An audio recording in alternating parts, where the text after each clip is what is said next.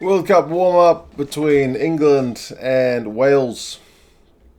It doesn't get a lot tastier than England and Wales, to be fair. It's always a pretty brutal matchup. So it's an interesting one that these teams are playing each other in the lead up to the World Cup. I guess a lot of fans will be watching from both sides, and every time there's a tackle, just be hoping that the guys get back up unhurt and everybody gets through the game injury-free. Everybody's playing warm-up games though, be it Rugby Championship and then the following games, like New Zealand's got Australia and Tonga. So everybody is playing preparation games, and there will be guys who go down before the World Cup, which will be unfortunate, but it's just the nature of the beast. So we'll see how these two teams go in this game. It is their first game in terms of warm-up, so we can expect both teams to perhaps be a little bit rusty. I'll put the teams in the description so you guys can have a look, but the approach from both coaches in terms of the way they've picked their squads seems to be quite different. Eddie Jones's England side looks a fair bit more experimental than what Warren Gatland has picked for Wales. Wales' squad seems pretty consistent. I mean, they're on a 14-match winning run, so I guess that's part of his thinking is keeping things consistent, not too many changes despite the break. Whereas Eddie Jones is perhaps giving a few guys a chance to impress before the World Cup. So, their matches in recent years have been pretty close. Last five, it's pretty lopsided. It's 4-1 to England.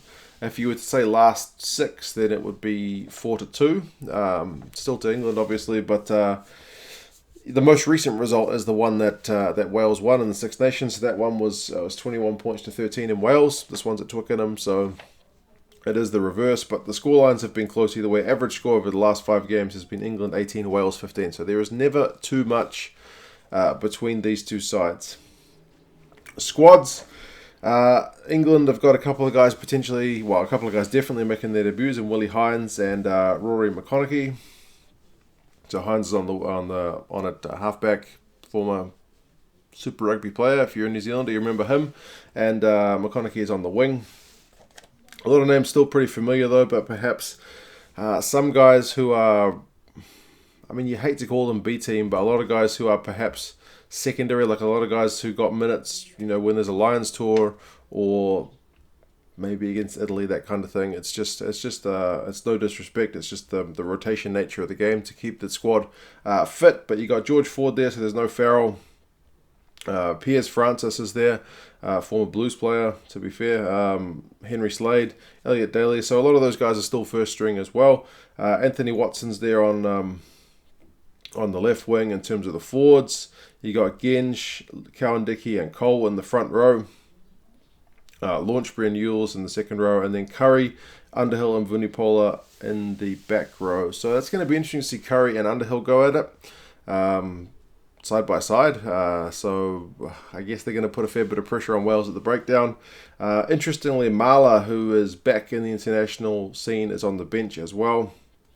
Lewis Ludlam may make his debut if he comes on. You still got Ben Youngs on the bench, so Cokanasiga is there as well. He's an absolute monster when he comes on. So it's not what we're used to seeing from England. Like, I think I looked at the last Six Nations game they played, the one against Scotland.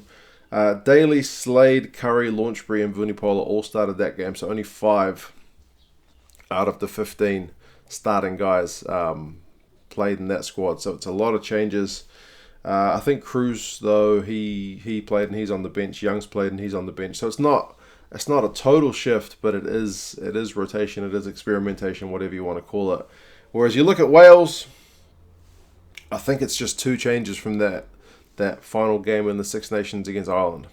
13 of 15 are the same. So Davies is Gareth Davies and Anscombe 9 and 10, same as that Six Nations game. Parks and Jonathan Davies in the midfield, same as that Six Nations game. Josh Adams, George North, and Liam Williams, back 3, same as that Six Nations game. So no changes in the backs whatsoever. In the forwards, Nicky Smith is in there, so he's a change. Ken Owens and Tomas Francis are same as Six Nations last year. Adam Baird and Alun Jones, no changes there. Aaron Wainwright is the other change. He comes in at 6, Tipuric at 7, and Moriarty's at 8. Obviously, Faletau got injured about a week or 2 ago, so he is out of the World Cup altogether. So yeah, it's just 2 changes, and even both those guys, Nicky Smith and Wainwright, they were on the bench for that last Six Nations game. So it's steady as she goes for what Gatland has picked. Although Thomas Williams, who's named as the backup scrum half, I did read that he's picked up a knock and he's probably going to be replaced by Davies. So the bench will probably change a little bit on game day, but yeah, we will see. It's always going to be tough between England and Wales. The record, as I said recently, is in England's favour, but that last game is in Wales' favour. England have changed their lineup a whole lot. Wales have gone consistent. I thought perhaps Wales would be favourites for this one, just given that Grand Slam team is pretty much all still there. But it is the bookies giving England the advantage by a solitary point. Rugby forecast and that algorithm has shifted things out a wee bit more towards England's way. They're saying England by 8. So yeah, it will be an interesting one to watch. You guys let me know your thoughts on the squad. Do you think there's much in these different approaches between Gatland and Jones? Is either way the right way, or do you think Gatland is just biding his time before he rotates the squad a wee bit more? Yeah, any guys in particular you're looking forward to seeing playing? As I said, that Wales side is pretty much the same side that we've already seen. But there are some interesting, I guess, guys to see come through in that England squad as well.